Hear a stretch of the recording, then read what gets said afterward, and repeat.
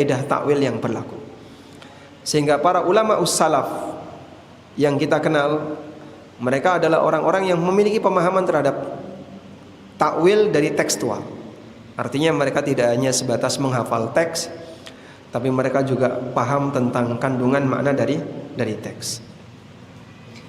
Selanjutnya, dalam hadis ini Ibnu Abbas bercerita bahwa Nabi SAW pernah memberikan arahan terhadap orang yang mati terjatuh dari tunggangannya.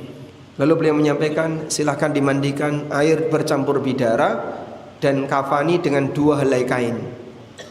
Muncul pertanyaan, kenapa kok cuma 2 helai kain? Kalau kita tidak tahu konteks dari hadis ini, mungkin akan membingungkan. Dan ternyata konteks hadis ini adalah berkaitan dengan orang yang meninggal ketika ihram. Di posisi sahabat ini sedang wukuf, beliau menggunakan tunggangan, lalu terpelanting dari kendaraannya sampai kemudian meninggal. Kemudian Nabi SAW ngasih arahan bagaimana cara ngurusi jenazah yang mati dalam posisi berihram. Makanya Nabi SAW perintahkan kafani dengan 2 helai kain.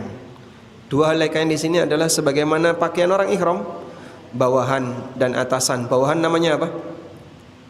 Bawahannya namanya apa? Izar. Kalau atasannya namanya rida. Antara rida dan izar, itulah yang digunakan untuk mengkafani orang yang sedang berihram. Dan dalam riwayat yang lain Nabi SAW mengatakan wala tukhammiru ra'sa, kepalanya jangan ditutupi. Jadi saat dimakamkan kepalanya terbuka. Kebayang nggak Pak saat dimakamkan kepalanya terbuka? Ya berarti tersentuh tanah.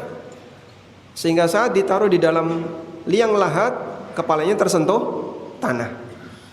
Dan ini salah satu di antara penanganan khusus yang hanya berlaku bagi mereka yang meninggal saat ihram.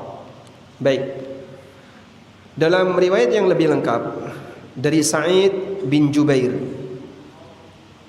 dari Ibnu Abbas radhiyallahu anhuma, beliau bercerita, "Bainama rajulun waqifun ma'a Rasulillah sallallahu alaihi wasallam bi Arafah." Ketika ada orang yang sedang wukuf bersama Rasulullah SAW di Arafah, idh waqa'a an rahilatihi fawaqasathu.